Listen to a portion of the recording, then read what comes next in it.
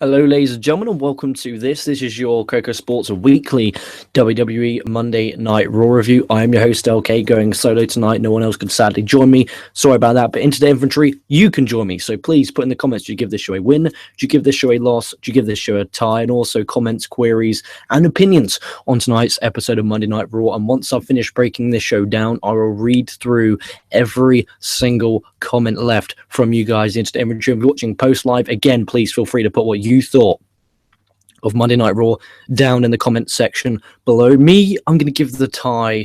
I'm going to give it a tie. Okay, I was torn between a loss and a tie. So I don't think it's like a strong upper card tie or a big win. It's a little tie stroke loss. There was lots of things about this show I liked.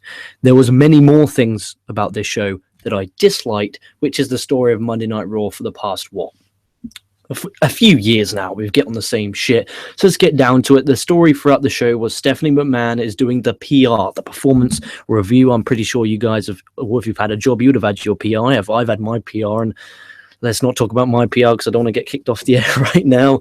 So Mick Foley has his PR as the general manager, which Stephanie is doing. And basically the gig is here. The story throughout the show is that if Mick Foley doesn't produce The Undertaker by hour number 2, for some reason, it wasn't the main event, which was a bit unfair. But anyway, if Foley didn't produce The Undertaker, Mick Foley would be sacked. He would be canned, which didn't really make sense considering they announced and heavily promoted on social media that The Undertaker would be on Raw. But that's a different story for a different time. So we started off with the handicap match. Excuse me. For the United States Championship, Roman Reigns versus Chris Jericho and Kevin Owens. Before the match can begin, Braun Strowman comes out. It's a big beatdown. It's 3-on-1. Seth Rollins with a chair. He comes out. He saves Roman. Stephanie comes out. She says that the 2-on-1 handicap match, that will take place later on tonight for the US Championship. And it'll be Seth Rollins versus Braun Strowman right now. And this is an unappealing card. So if you said to me, right, okay, you can sit there and you can watch. On one side, you've got a 2-on-1 handicap match US title, and you've got Seth Rollins and Braun Strowman. Do you think you would watch Raw? I'd go, KocoSports juice, but don't want to. They'll go, but Taker and Shawn Michaels. I'll watch it then.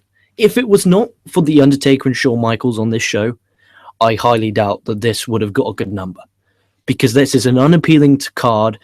And let's just look through the matches here. You've got Titus versus fucking Kofi Kingston. You got fucking Shawn Michaels dabbing, Luke Gallows versus Sheamus. Like, as a wrestling card, if you went on like Cage Match and you looked at the card before watching it, you go, I don't want to watch this. And it's the same people in the main event. It's always Reigns, Owens, Jericho, Rollins. You know, they're adding a Strowman every here and there. Like, they do have another roster anyway. We'll go to the match, which is Seth Rollins versus Braun Strowman. Rollins is in the Royal Rumble because he said it on a tweet. Now, I touched on this on my daily news show, LK Live, earlier on about how it's an absolute disgrace how Seth Rollins is in the Royal Rumble because he tweeted it. You know, why can't Mojo Rawley get his fucking idiotic phone out and go, oh, I'm going to be in the Royal Rumble? Why don't I get on my fucking Twitter machine at LK Wrestling and just pop, oh, yeah, I'm going to be in the Royal Rumble match? Come on, I hate that. I really despise that. It really pisses me off. How about this, WWE? How about this? You have qualifying matches where the winners become in the Royal Rumble. How about this? Seth Rollins versus Roman Reigns, main event of Monday Night Raw. Winner gets to enter the Royal Rumble. Now, Roman Reigns say, why does he need to be in it? If Roman Reigns, fucking I'll get this right. If Roman Reigns, or Roman Rings, as the Indian fan base love to call him, I'm going to call him that from now on. If Roman Reigns, if he wins this match, then he gets the opportunity to become a double champion, as he'll get to challenge SmackDown's champion. So you could explain that throughout the show and then have a babyface Seth Rollins, babyface Roman Reigns. You could do that, or you could do Seth Rollins versus Chris Jericho.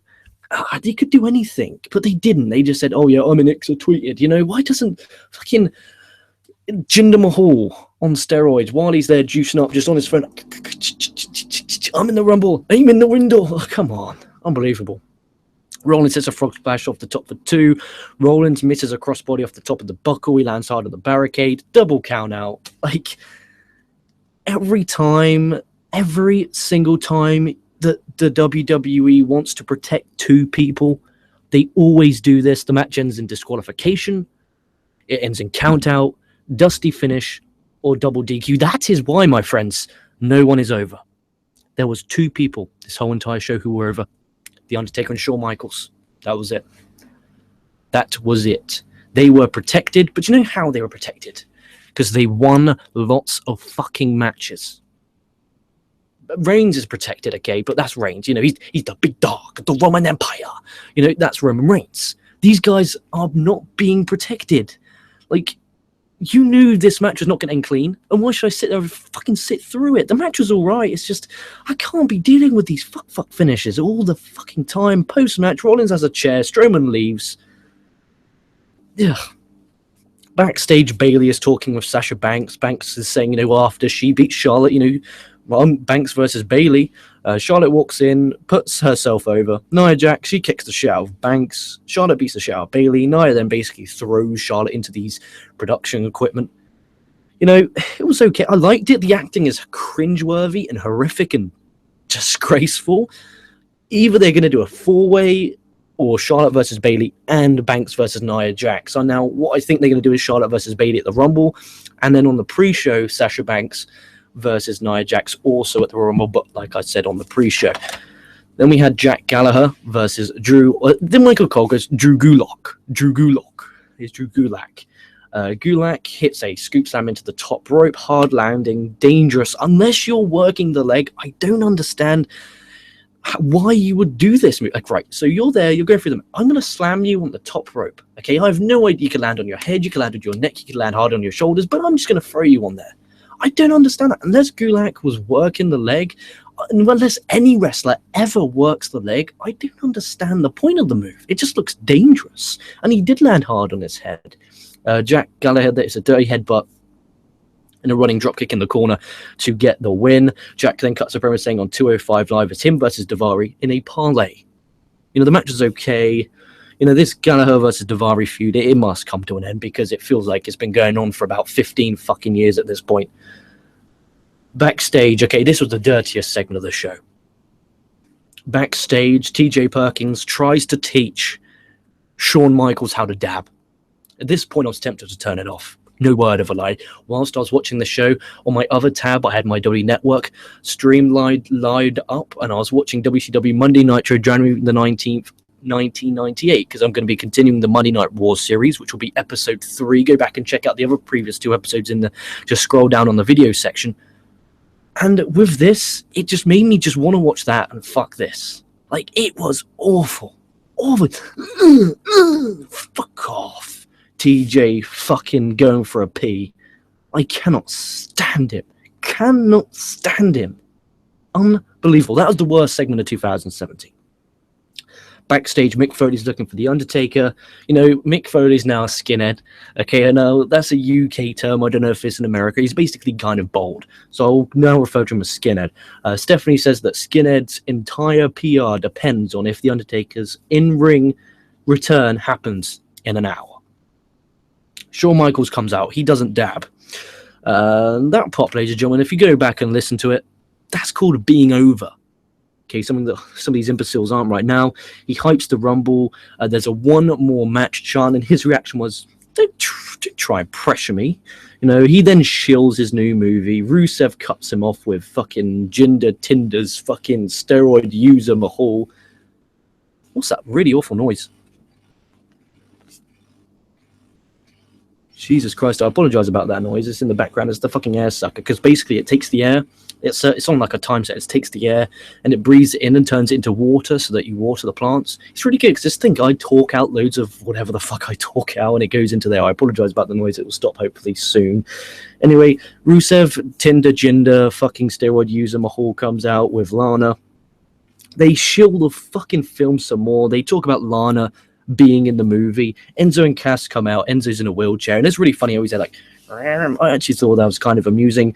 Enzo then gives Shawn Michaels a live on-air blowjob, plus insults Rusev, Lana, and the steroid boy, and then Cass challenges Rusev. Rusev accepts the one-on-one match, but it's against Jinder Mahal, so you have Cass versus Jinder Mahal. On my notes here, I have steroids and caps. There is no way this man is not on steroids, being Jinder Mahal. There is no fucking way this man is not on steroids. He's got acne. You can see the acne spots all over him. His veins like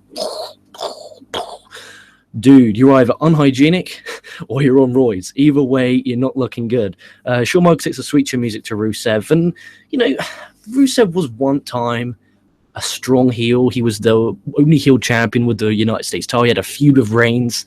And now he's getting hit with a sweet chin music by Shawn Michaels. We wonder why Rusev isn't over. Cena has buried him. Reigns has buried him. Shawn Michaels 2 times now has super kicked him in the face.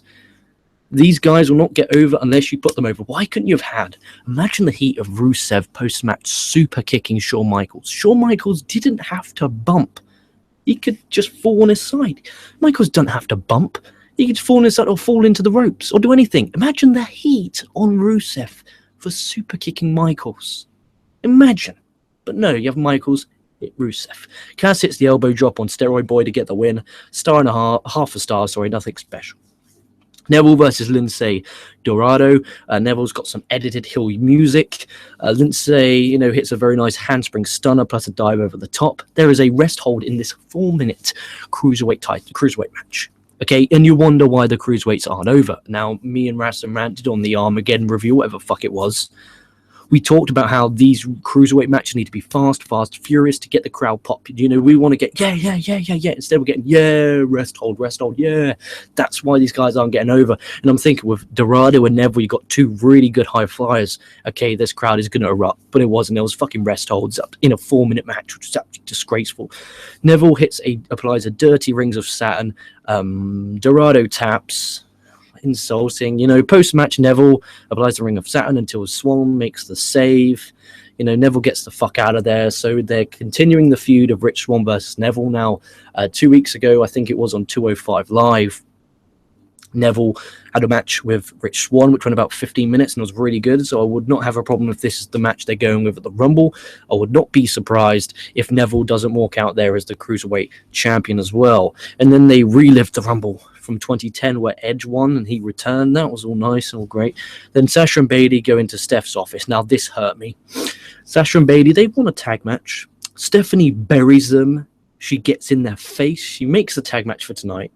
And she's burying them. And you cannot tell me that she isn't. Whoever writ her wants to be molested by Stephanie. And it was really bad how her character is over there. Like, I know that's the power. She's got power and, she's a heel. But to quite just go out of the way and just bury your baby faces, your top baby.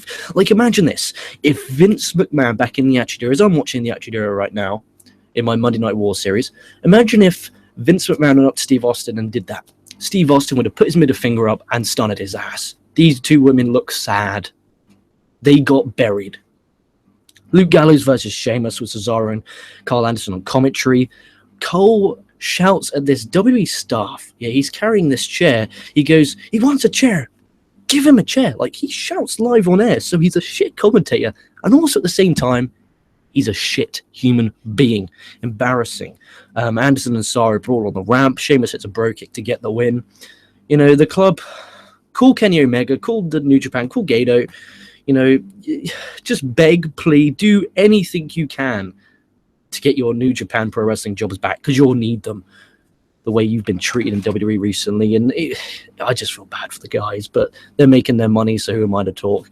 Backstage, Roman Reigns talks about defending the title all the time against everyone. Minus Jericho and Kevin Owens. Who and when? Not even at house shows have you been defending your championship, you cunt. Skinhead Foley comes out. Foley wants Taker to come out to pretty much save his job. The lights go out, but Stephanie's music hits. Okay, that was good. I like that. That gets real good heel heat on her. Stephanie says Taker's not here, and he's having his probational period, or PR, performance review, right now. Stephanie batters, bruises, and buries like she does Mick Foley. Taker's gong hits, and he comes out. Taker's entrance will never get old. Taker's...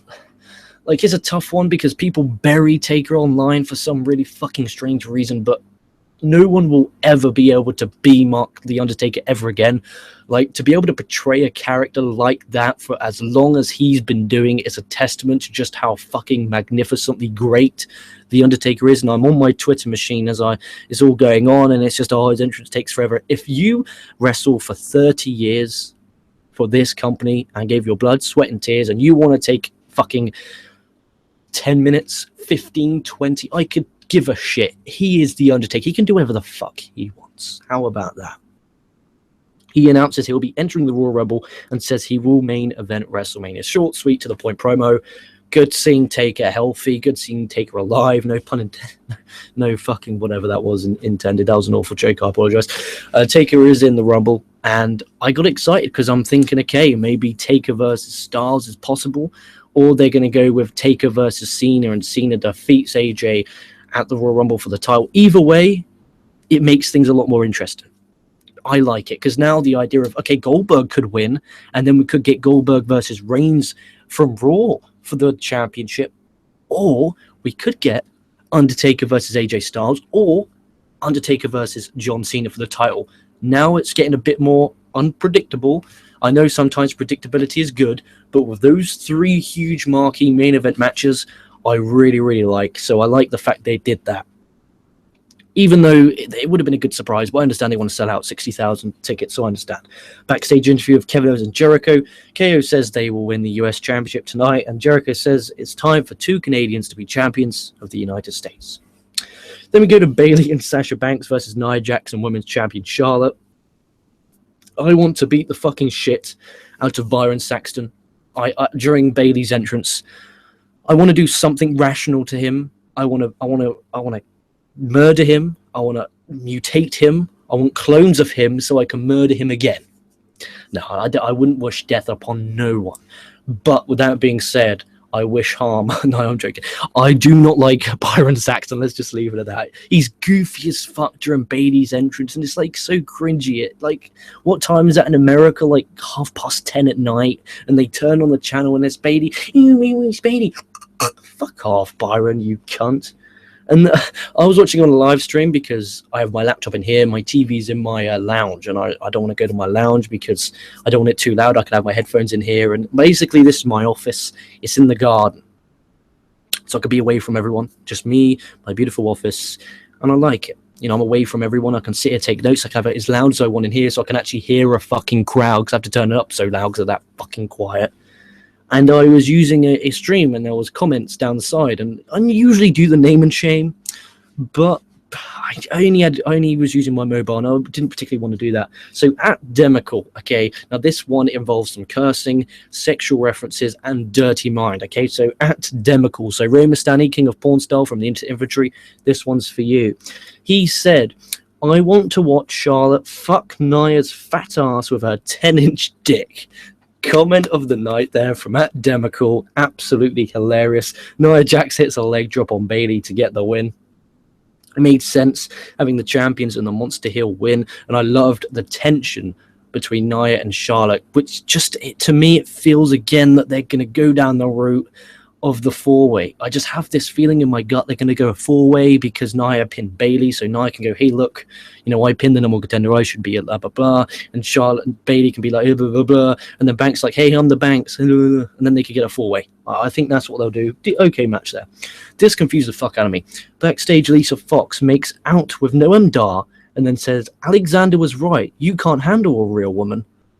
But I thought Alicia Fox was with Cedric Alexander, so Fox just cheated on Alexander with Noam Dar, and then buried Noam Dar and put Alexander over. I have no idea what that segment was all about. What a whore!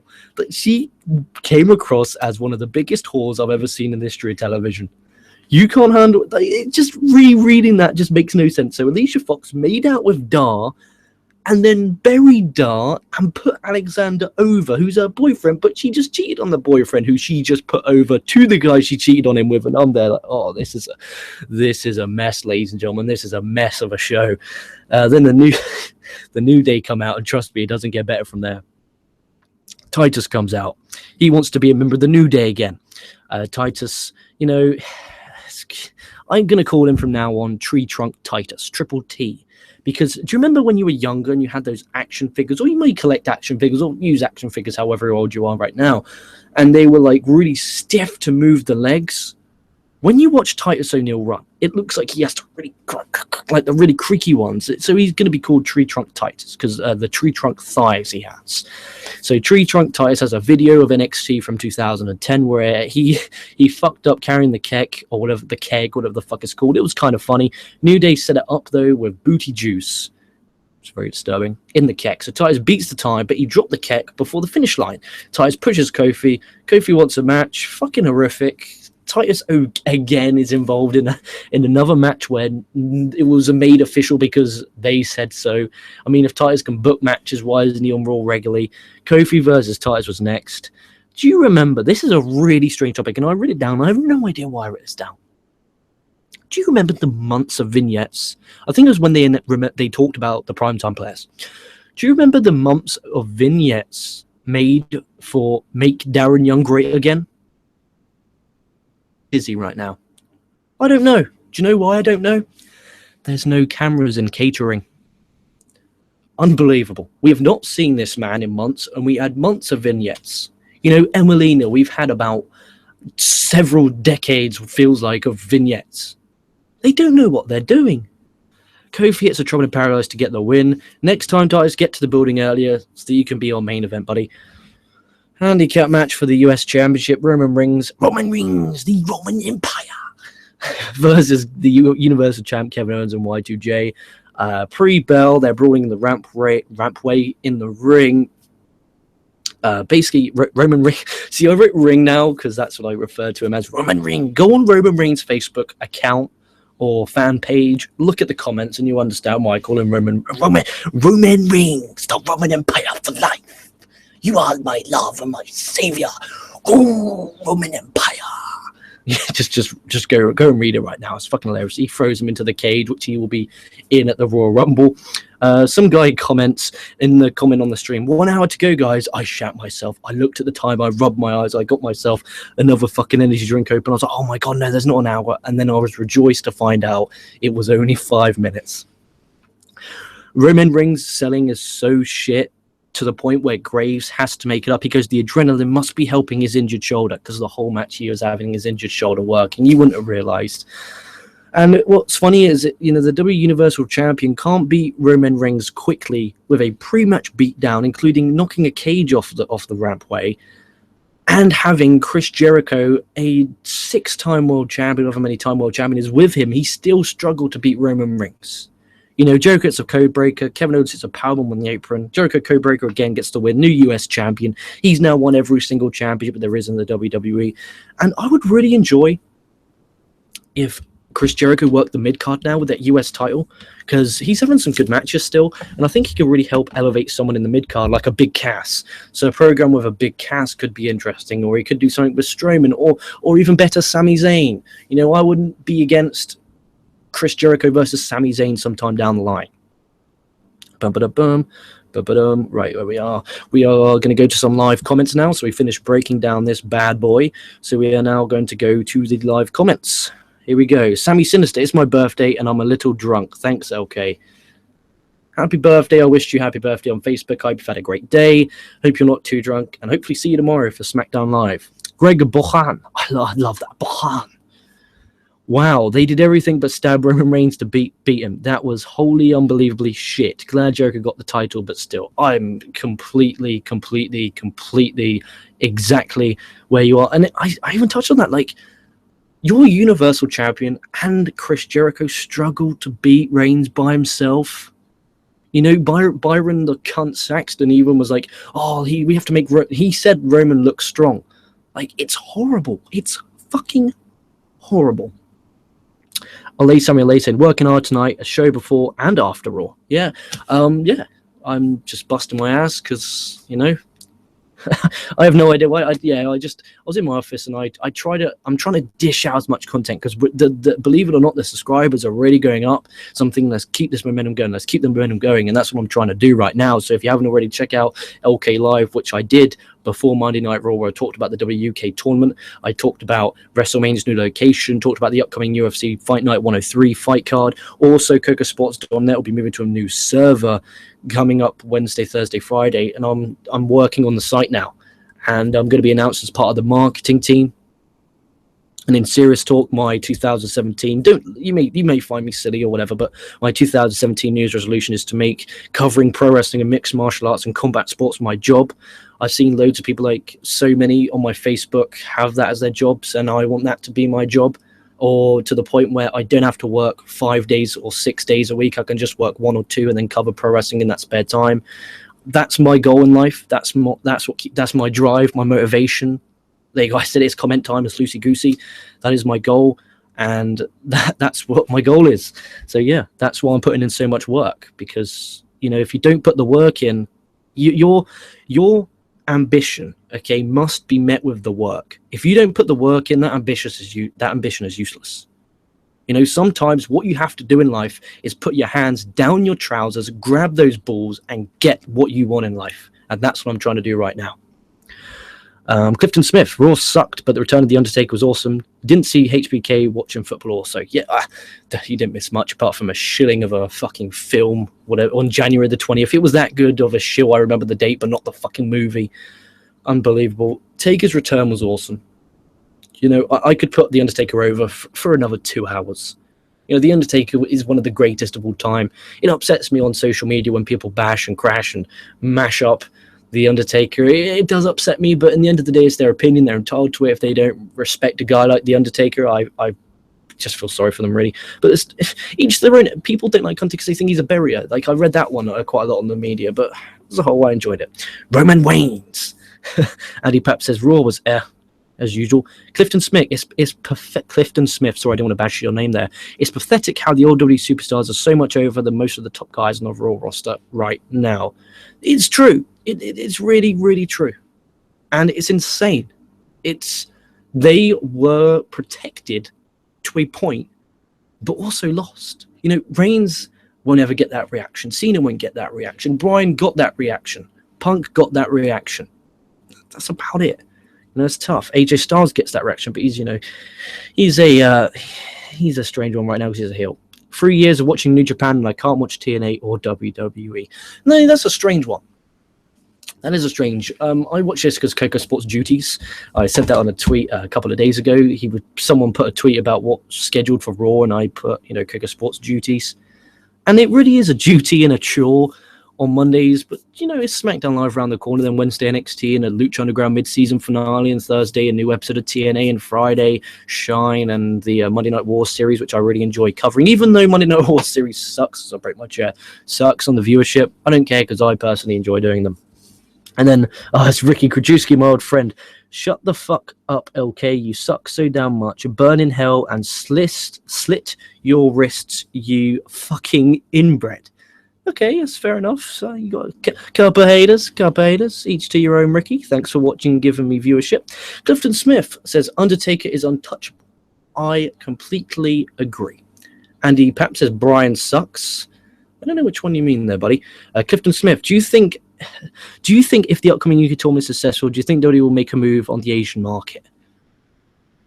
You know, this tournament that they're going to make a WWE UK weekly show out of, which scares the shit out of me. And, you know, me and Boomson won on an argument about it on Wednesday's Lucha show.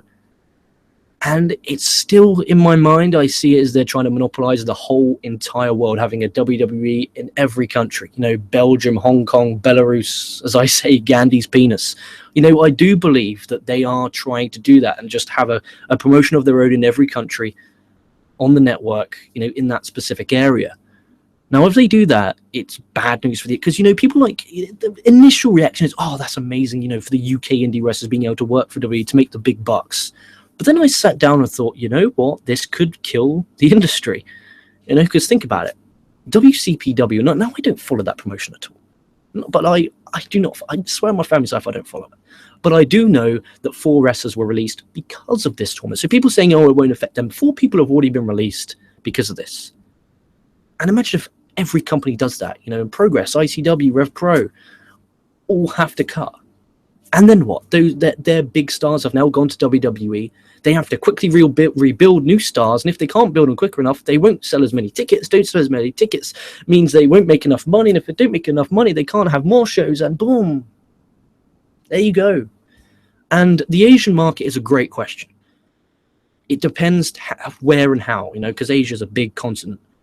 If they go for where could they go? They could go to China, considering how much they've signed Chinese wrestlers right now. Or Chinese, not wrestlers, because they're not wrestlers, are they? They're like mixed martial arts and an actor and etc. etc. So I can see them trying to get to China. It would be a ballsy move to go to Japan, but if it works, it could really help them monopolize the world. They really could. Andy Pap's baby, Titus can't catch a break. So happy Jericho won. Who the fuck is the booker in WWE? They need to be shot and urinated upon. Dude, they need more than that. Ben Norman says Booker drank too much booty juice. That's for damn sure. Vince McMahon's anus. So who's ready for the A show tomorrow? I am definitely excited for that. Alberto Santiago. Good that Jericho won. I agree. Andy Pap says 7023. Don't understand what that means, buddy. Jake B says the first hour of Raw was all that happened. Could have skipped hours 1 and 2. That meant the last hour of Raw. I mean, yeah, you could have, because you got Taker in the last segment. You had the women's match, which developed stories, and the US title match. I guess you could have missed the Michaels return. It was just to shill his damn book. Ben Norman said it's sad for Owens and Jericho that their title win was so black compared to Ambrose last week. It's just the way it's promoted. It's the way it's promoted, and the way how, instead of talking about, oh yeah, Jericho's US champ, that's amazing, it's like, why did it take so much to beat Reigns when you have your Universal champion and a future Hall of Fame, and they struggle to beat Reigns to the point where Jericho's bleeding and selling hard at the end? It's just silly. Clifton Smith says, why is WWE still doing the McMahon and the hated authority angle? Dude, they'll do this forever. Literally, Vince will be like, when Vince passes away when he's 280, his coffin will be there, and they'll do like a resurrection thing, and there'll be like a ghost telling the wrestlers that you will not have a title match because you're not big enough, or some shit like that. Fran Yeli puts, because that is all they care about, being on the spotlight. Ben Norman says, Ben Norman says they use HBK in a feud between Rusev and Big Cass. It says it all. Yeah, I mean, imagine that. Imagine Vince pitch. How would Vince pitch that to Michaels? He's like, I want you to get involved in Rusev and Big Cass. And he was like, right. First of all, your answer's no. Secondly, how about this? You pay me this much, and I plug the shit out of my film, and you got yourself a deal. Sure, Shawn. That's probably what happened. Ben Norman said, JT Shet 81 says, I lost audio after you said cunt. Oh, what a bad time to lose your audio. Andy Paps says, the New York City indie wrestling scene is back. Andy Paps is very happy. Well, that's good. I'm happy about that for you. Antium Bishop said, who's still watching Wrestle Kingdom 11 and New Year's Dash? Even Noah's show was better than Raw tonight. As for WWE trying to have world domination, sucks for the business. Thank you. Antium Bishop 07, you agree with me. Dude, it's a scary time, innit? And I might watch the Pro Wrestling Noah first navigation show, because I have free access to watch it. And if you want access to watch it, hit me up on Twitter at LK Wrestling, and I'll give it to you, because I physically don't know a way how to purchase Pro Wrestling Noah. And I'm good with my wrestling. I purchase Flow Slam, I have a New Japan World subscription, and I have the W Network. So I have all the major subscription outlets, minus some of the indies, which I pop in and out. Like I was Progress for a while, I had Rev Pro for a while, and I just dip in and out depending on if there's something I want to watch. I usually rent them. But these Noah shows I couldn't find, so I have a link to them, and if you want them, hit me up on Twitter. And there is reviews of New Japan New Year's Dash and Wrestle Kingdom on this channel, so we do cover not just W. So if you're watching this and you're new to the channel, we cover everything. Mondays are Raw, Tuesday SmackDown, Wednesday NXT Lucha, Thursday TNA, Friday could be Monday Night Wars, could be anything. And LK Live mostly every day. Alberto Santiago says he means the sub. Andy Paps says Noah can't catch a break. Yeah, I do feel bad for them. Suzuki going to New Japan, especially Killer Elite Squad. Suzuki, dude, that's a nasty one. Noah should sell to New Japan. Andy Paps agrees. I agree. Watched the John Morrison match last night from Night of Champions 2011. Made me miss him. Well, you can watch him every single week on Lucha Underground, where he's currently the Lucha Underground champion. And whilst you're watching that, once you finish watching it, come back to this channel and check out our weekly Lucha Underground review. Alberto Santiago says Marufuji should just go full with New Japan. Maybe his loyalty lies with Pro Wrestling Noah. You know, maybe it might be like, you know, a TNA guy not going to WWE because he doesn't, you know, he loves TNA so much. You know, we don't really know the situation. And Marufuji had a great match with Okada at Kings of Pro Wrestling. It really was. And I understand. Clifton Smith says, got an Amazon Fire Stick. I watch all promotions on it. That's cool. An Amazon Fire Stick. That's a great shout. I know there's an Android box we have in the lounge. I have no idea what it's all about. So there you are. That's the live comments. I want to thank everyone for joining in with the live comments. Remember to check out KocoSports.net later this week when we're fully revamped. Make sure you check out Dave Koco's book in the description box below. Let's get him sold loads of numbers so he can come back full-time. And he will be back full-time starting late January - early and mid-February. So he'll be back full-time. So excited for that. We had a goal on this channel of 7,000 subs by Royal Rumble. We smashed that. Well, you guys smashed that, and I appreciate that. We're up to 7,020-something. 3 weeks before the Rumble. So major thank you to everyone, and thank you everyone, 2,000 plus of you who watched the New Japan Wrestle Kingdom review. That's greatly appreciated. I'm glad that other companies are getting good numbers instead of just WWE, because then that's the little light at the end of the tunnel, thinking, you know what, there might just be that competitor in New Japan going over to America. That's some good stuff in Los Angeles in the summer for the G1. I'm excited for the G1 this year because I might book a couple of weeks holiday and just cover it all every day. Different topic for a different time. I released some new merch on our merch store at on our Zazzle merch store, so check that out in the description box below. Check it out. We got a Bullet Club shirt, but instead of Bullet Club, it says Koco Sports. We've got Working Hard and then a Pensacola stripper shirt. We've got a Koco Sports shirt. You got a Sammy shirt. You got a Boom shirt. You got an LK Live shirt. There's so many new shirts uploaded in that store, and I don't promote that enough. And I take responsibility, even though there is loads of us, but I should promote that more. So check that out. It's definitely worth it. You know, it's around about £17, so it's cheaper than WWE shop by about £7. So that's good. Also, Dave Koco's book again. I want to remind you, it's on sale right now for Americans only. Please leave a like. Please hit that subscribe button if you haven't for more great content. Tomorrow will be an LK Live as well as a WWE SmackDown Live review. And then on Wednesday, you've got LK Live, Lucha Underground and NXT. Thursday, TNA LK Live, as well as a LK Books, the WWE UK Championship Tournament, as well as the UK Championship Tournament reviews. So we're busy bees right here on this channel. At least I am anyway. I want to thank you all for the support. I want to thank you all for watching. Please make sure you stay safe because it is a fucking mucked up world out there. Please stay well. Thank you for watching this show. I hope I've entertained you for long enough, and I'll be catching your asses down the line.